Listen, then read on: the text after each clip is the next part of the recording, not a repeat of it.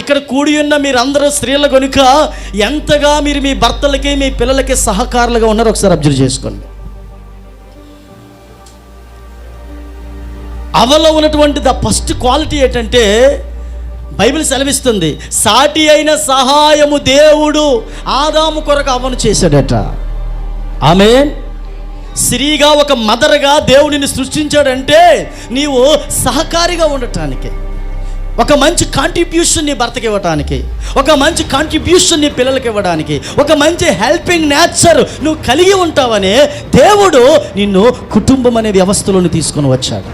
భార్యాభర్తల వైవాహిక జీవితంలో రాత్రిపూట అయ్యేసరికి ఆ భార్య వినాలి, ఎవరైతే వివాహం చేసుకున్నాడో అతనికి భార్యగా ఉండాలి. ఆమె బయటికి వెళ్ళేటప్పుడు ఒక ఫ్రెండ్గా ఉండాలి. ఆమె పగలంతా బిడ్డలకి భర్తకి ఒక తల్లిలో మార్చబడాలి.